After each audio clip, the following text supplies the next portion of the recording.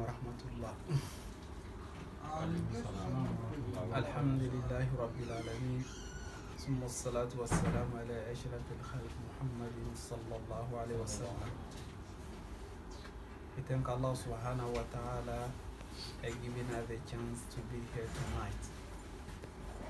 Because some of our brothers and sisters, they left us and they went somewhere where each one of us will join them one by one. We ask Allah subhanahu wa ta'ala for them to be in peace. I want to remind myself and you about one of hadith Rasul alayhi salatu wassalam. That hadith you can find it in Bukhari. Al-hadith is telling us an Abi Hurairah radiyallahu anhu قال رسول عليه الصلاة والسلام يتقارب الزمان وينقص الأمل ويلقى الشح وتكسر الحرج قالوا يا رسول الله وما الحرج قال القتل. Really, this hadith, if you see and understand what Rasul alayhi salatu wasalam want to tell us in this hadith, you will see Sadaqah Rasul alayhi salatu wasalam. Because the content of this hadith being said more than 1,440 years back, and it's happening these days. This is one of the privilege that Allah subhanahu wa ta'ala give to Rasul alayhi salatu wasalam. He can sit in his time and tell what will happen in after some years coming. Maybe the time he was saying this hadith, the companion of Rasul alayhi salatu wasalam, they believe him and they know it will happen. But sometimes how? Or they cannot understand that time. But if you look and see our time these days, really the content of hadith is happening 100%. Rasul alayhi salatu wasalam said, يَتَقَارَبُ الزَّمَانِ. Start with that one. The time will be short. Really, if we see these days, the time are too short. Now, it was last month saying January, the first month of January 2019. It's 1 month already finished. And we are in second month, almost we are getting to the half. Soon you will see us, we are in. Even a non-Muslim, they always say the time is too fast, the time is too fast. Not knowing our Rasul alayhi salatu wasalam already told us about this issue. There will be a time, their time is coming to his ummah, the time will be too short. Now the week starts. We will find ourselves maybe end of the week. Everybody will ask, oh, too fast. And the time is going on. So once the time is going on, it means you are getting minus in your life. And most of us, we don't think like this. If you spend 1 minute, we thought it's adding, not knowing it's minusing from your age that we live in this earth. This is what each one of us we should do in our mind. If we have this in our mind, it will let us to do something. Because you know you have a target and it's counting. So when it's minusing till you will get the last time. And last time will come, it means you have to go out away from this life. So really, we are in danger time. Maybe 100 years back, or half of that, we used to say, oh, the time is too long. But now we are saying the time is too short. And it will be more shorter than this one. Because the human being now, we are so busy with this life. So busy with life, and let us forget about our religion. Let us forget about the target why we are in this earth. Why we are in this earth. Then when we're so busy with those kind of things, it means also the time is going on and our age is minusing. But when we see the number, we say it's adding, not knowing it's minusing. The Rasulullah said, Yataqarabu sama, the time will be too short. We are already in. It is time for all of us to make account to ourselves. Because every day, every time, and every second is minusing from your time in this earth. It means you are getting more closer to where? And nobody want to go there, which is Al-Qabr, the graveyard. We are getting more closer to that. But the shaitan let us always to be busy on that things till the day they will catch you. So we ask Allah subhanahu wa ta'ala, the day that will be our end, to be in safe place. Amen. And Rasulullah sallallahu alaihi wasallam go more further. وينقص الأمل. Then the good deeds will be minus. Really, this also is happening everywhere in this world.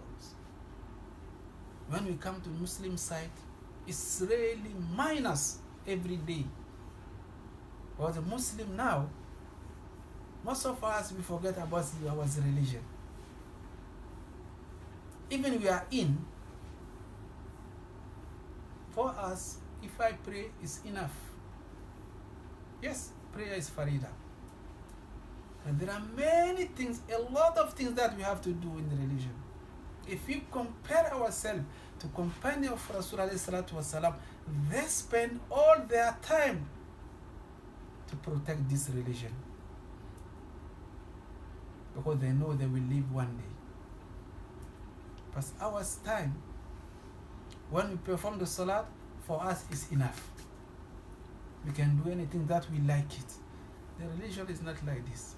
Yes, we have a freedom. Allah give it to us. And we have to enjoy this freedom. But should be in proper way. Don't forget yourself. Nobody knows the prayer that we are praying is accepted or not. Yeah, we were praising Isha now. When we start Allahu Akbar, our niyyah was in salat. Before you finish Surat al-Fatiha, your mind go maybe, I don't know, in the Kibo Cross somewhere and see you so busy. Even sometimes it will take you to your country, you are thinking about how money I get it, how I will spend. Oh, it means there are minus somewhere. Even it was short in some part of the salat, it's not completed. It means you don't have something guaranteed that will tell you the prayer is 100% accepted. Only Allah subhanahu wa ta'ala alam. So it means beside that one, there are many things that you have to do. The companion of Rasulullah, they already perform the salat and they are making the sunan and so on, many things. But for us, if I pray, alhamdulillah. If I pay zakat, for me, it's enough. If I'm fasting, I'm already done everything. But don't know. Maybe you harm someone here, even by your tongue. Especially these days, the easiest thing for us, it is the backbiting. You have free time, 1 second, free time off, you use it to talk about someone. Oh, you have a free time, let me go outside and go here, there. Just you start looking here, there. You spend all the time on those kind of things. And you forget about the purpose why we are in this earth. Amal, the good deeds will be too short. Yes, it's really these days, the good deeds is too short for us. If you compare us to those, the time of Rasulullah sallallahu alaihi wasallam, yeah, we might say it, we and them, we are not the same, because this is all the time come to our mind. When you say, the companion of Rasulullah, they are special. Yes, let us take them, they are special. But the requirement, it's same. Maybe you cannot go how they did it, but at least you have to try your best. Don't always think, because their time, this, that was not there, that why there was really for that way. And you forget yourself. Their time is their time. Then our time is our time. But the Quran is same. Quran is telling us the same thing. The Hadith is telling us the same thing. That was with Rasulullah sallallahu alaihi wasallam. And Rasulullah sallallahu alaihi wasallam used to teach them life. Do this, do that, do this, do that. It is the same. It is the same Hadith that we have it these days also. But even if you cannot reach to that level, but at least we have to try our best to do something. Don't always be short. I already pray, it's enough for me. I already pay zakat, it's enough for me. And most of the time we run from this zakat. But no, it's farida, it's among the pillars of Islam. Then the Rasulullah go more further, وَيُلْكَشُّحَ. This is another thing. The miserable, the people will refuse to give the charity, the money to the people. Everybody becoming bakhil. You have money, always, oh, I don't want this one to go from my hands. Just, you are counting. And this money that we get it, in Yawm al-Akhirah, you have to explain to Allah subhanahu wa ta'ala how you get all of those money. After finishing explaining how you get them, then you have to explain how did you spend them. Also, you have two questions here. How you get and how did you spend. And these things Allah subhanahu wa ta'ala give it to us. Free. And we don't want to spend it. If you know you will ask about something in Yawm al-Akhirah, you will ask about how you get this money. It's better for you in this life to spend it in proper way. So then, when you will be asked, how did you get it? Yes, I get it through this, but I spend it for this. But it doesn't mean you have to go and collect the billions in haram way and you want to spend in halal way. No, not like this. You cannot cheat Allah subhanahu wa ta'ala. No, you cannot cheat Allah subhanahu wa ta'ala. The time you are getting it, you are finding the money, you should try to find it in halal way. Then you spend it in halal way.